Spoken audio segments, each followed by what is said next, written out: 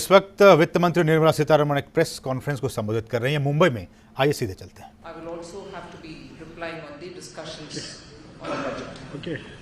So in the meanwhile, because we had today and Saturday and Sunday in between, we've started this exercise, and I'm thankful that all the secretaries from the ministry today. We also had the expenditure secretary in the morning. And this team will be going over to the rest of the cities, meeting with industry leaders, meeting with trade associations, meeting with professionals as chartered accountants and tax practitioners. And that is in one session, and also separately meeting with the economists and any other groups which would want to meet with us. Post that, we also have slotted a press conference in each of these places. That is where we are today. We've had, as was mentioned, we've had a very extensive discussion in the morning. Clarifications were given, questions were asked, for which we've replied. Want to meet with us. Post that, we also have slotted a press conference in each of these places. That is where we are today. We've had, as was mentioned, we've had a very extensive discussion in the morning. Clarifications were given, questions were asked, for which we've replied. So it has been a very productive exercise, I'm sure, for the people who participated, certainly for us. So that's where we are. I wouldn't take more of the time here. I'll leave it open for anyone who wants to ask a question, and you may run it for me. Thank you. The floor is now open for question and answers. You may begin from the last row there. Please go ahead. Yes, sir.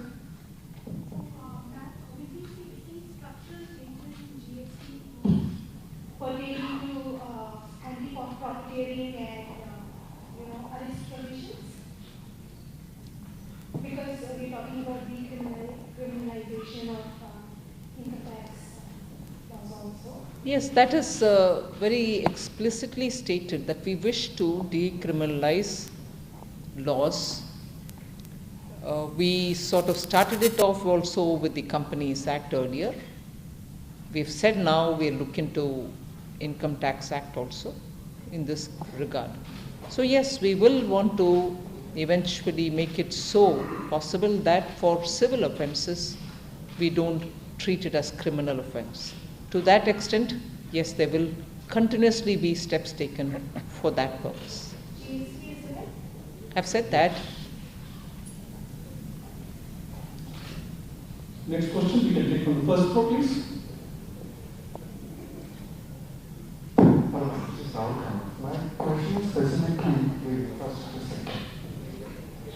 The budget we talked about 100 lakh crores for the next 5 years.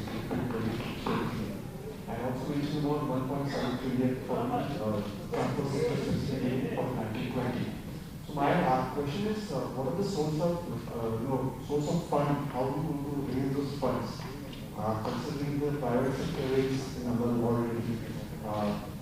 How are we going to play the role of a big brother? I don't intend playing the role of a big brother, not at all. Government is a facilitator, and government will spend in public investment related programs. We have very clearly said we will spend on investment for infrastructure. Infrastructure creation has both immediate short-term and long-term benefits. In the budget itself, in the speech, I had mentioned that nearly 22,000 crores have already been allotted for the two infrastructure funding agencies that we are talking about. One was a subsidiary of the National Infrastructure Investment Fund. The other is the IIFCL. And if that money is given to them, they are going to be able to leverage from the market at least 6 to 7 times conservatively, or even 8 to 9 times if you're a bit more generous. So in a way, haven't we met with more than 1 lakh crore, and that 1 lakh crore was announced by the Prime Minister in the Independence Day speech from the Red Fort, that it will be spread over 5 years. But even as that was said, as the year went by, we went ahead to say we are happy to front load it as much as is required. Okay. Having said that, have we waited? We have actually worked with states, we have worked with private investors, private project promoters and so on, and come up with an infrastructure pipeline consisting of over 6,400 projects. So not only are we saying things, we are also showing the way in which we'll fund it. Not only are we saying about funding it, but we are also clearly saying where these funds will go. Various states, various sectors related projects and so on. So I think our commitment towards investment and spending from public spending in infrastructure is very clearly laid out. ये बात हो रही थी कि जो insurance sector में FDI है उसको लेकर काफी चर्चा थी कि उसे बढ़ाया जाएगा और ऐसी होगी कि बजट में उसका ऐलान होगा, तो उस पर क्या इंटेंट है, आगे बढ़ाने का है या नहीं है, या अगर अभी के लिए नहीं है तो क्या वजह है? दूसरा सवाल ये है कि डायरेक्ट टैक्स कोड को लेकर अगर कोई रिपोर्ट आ गई है उसके बाद अभी तक इस पर सरकार क्या करना चाहती है? तीसरा सवाल ये है कि जो विवाद के विश्वास की स्कीम है उसमें जो टर्म इस्तेमाल किया गया है वो विथड्रॉल इस्तेमाल किया गया है, डिस्पोज ऑफ नहीं लिखा जाएगा, तो ऐसा क्यों? Please introduce yourself with your organization before the Rajesh. Yeah, Rajesh. Yeah.